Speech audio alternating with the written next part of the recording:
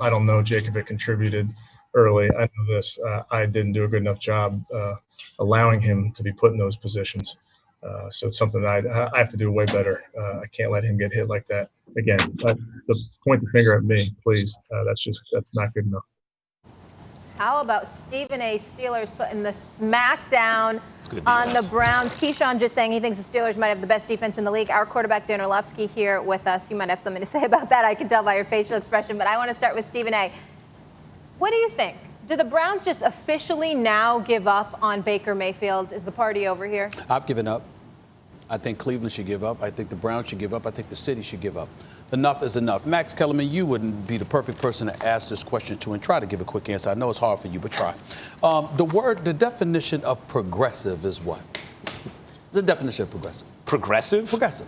Going forward. Okay, going forward. Isn't that doesn't Baker Mayfield have about 8 commercials with progressive? I mean, I think I'm right about that. I think about 8. I know that he had more commercials with Progressive than he did wins last year. And now here we are this year, and everybody's making a big deal because they come into the game against the Steelers 4-1. I said it wasn't because of him. They were running the football. They were playing defense effectively. And basically, Kevin Stefanski was doing a great job of taking the ball pretty much out of Baker Mayfield's hands. The more he threw, the more ineffective he was. And Lord help him. What did I tell y'all about this game coming into this game yesterday? I said, excuse me, you're not running on the Pittsburgh Steelers. It's not going to happen. I don't give a damn what anybody says, okay? You're going to have to throw the football. And sure enough, this brother throws a pick 6. I mean, you got, and listen, he's fixated on, was it Harrison Bryant, the rookie? Yeah. Fixated on him, and Micah Fitzpatrick steps right in. He was under no pressure whatsoever, standing in the pocket, taking pitches, calling his girl. That's how much time he had to throw that damn pass. And still, he ended up throwing a pick 6. That was a pick 6 to Micah Fitzpatrick. Then he's getting pressure, and he lobbed something in the double coverage, okay? I think he was looking for Rashad Higgins, if I remember correctly, whatever. He lobs it in the double coverage. That was a second interception. Remember that first interception, the pick 6? You're talking about 3 plays into the game. That's scripted plays. And this dude throws a pick 6. He's not the dude. And I'm going to say this, and you said it, I said it earlier in the morning meeting when we were talking about it, whatever.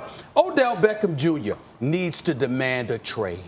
Trading deadline, what is it, November 3rd? I mean, he needs to demand to get the hell up out of Cleveland. As far as I'm concerned, Jarvis Landry should demand a trade out of Cleveland. Anybody who's a pass catcher, you don't want to play with this guy because he's not going to make you look good. Now, Stefanski and those guys got to do a better job of getting dudes open, and we all know that. Reading the Cleveland coverage and stuff like that, they've been talking about this stuff. I get that. But the bottom line is this. You not only have a quarterback that is ineffective, you not only has a quarterback that he draws attention, and as a result, because he draws attention due to the fact that he's getting all these endorsements and commercials and stuff like that, you got guys hungry to get at him. It's like a shark in blood-infested waters. They just sniff, they just smell everything about Baker Mayfield. But then on top of it all, you have receivers. Look at the body language of the Cleveland Browns receivers. They look despondent. If you look at them on the sideline, they're like, damn, this guy.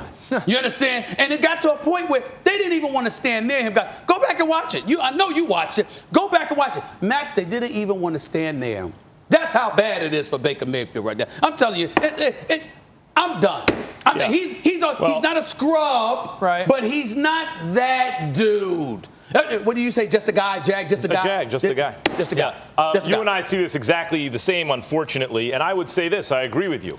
In early November, there is a decision to be made. The leader is not good enough, and you need a change. Odell Beckham's got to demand a trade, right? Like, he's got to get out of there. He's with a quarterback who's not good enough. Yeah. And the worst part about the Browns is they're so loaded, and they're pretty well coached, actually, on offense, at least. He's got to do better. That they're not going to be able to have a top draft. Like, the top draft, he's good enough. You're not going to have, like, the top pick in the draft. The point is this. Odell has to demand a trade because he's in his prime, and it's being wasted away on this team. Baker Mayfield, my heart goes out to him in this respect, or at least let me say this.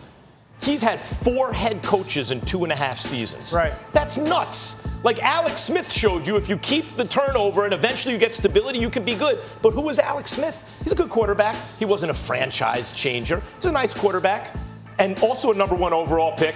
And if you squint and try to look at Baker and imagine that you see a franchise quarterback, maybe you could kind of see it. but I don't care if he has the same head coach for the next 10 years. He's not that good. He's not that bad either. He's a Jag. He's just a guy, and the Browns, if they can't do better, I think Odell should get out of there. Listen, it's not time to move on from Baker Mayfield. It's time to be concerned. That's a valid point. Max, you bring up the 4 head coaches. He's only been with Kevin Stefanski for 84 days. Okay, so like the 4th head coach he's been with for 84 days. Yeah. Is he ever going to become better than Jimmy Garoppolo? That's the question. When you're taken as the number 1 pick, you got to be better than Jimmy Garoppolo. And the concerns have to be about this with Baker Mayfield. 1, your flaw has not gotten progressively lessened. Your flaw of the inability to see the picture change from pre-snap to post-snap has not gotten better. You talked about the Mika Fitzpatrick interception, right? I'm in a group text. The very first play, or their second play of the game was a pass. His first pass play, he goes to the wrong side with the football. A very elementary pass play. The very next play is the Mika Fitzpatrick pick. On that first pass play where he went to the wrong side, in my group text I said, uh-oh, Pittsburgh's got him. Because Pittsburgh showed him one thing pre-snap, post-snap changed to a different coverage, and he was panic mode. That to me goes, I'm concerned about that. I don't care if I've been with you 1 day as a coach, 84 days as a coach, or 5 years. I need to know that you can see cover 2 or cover 1. That would cause me concern. The panic in his feet. Kevin Stefanski dials up a play and it's there. Baker's good. Like, Baker is good. Number 1 is not there. We go into panic mode. His feet go to panic. His eyes go to panic.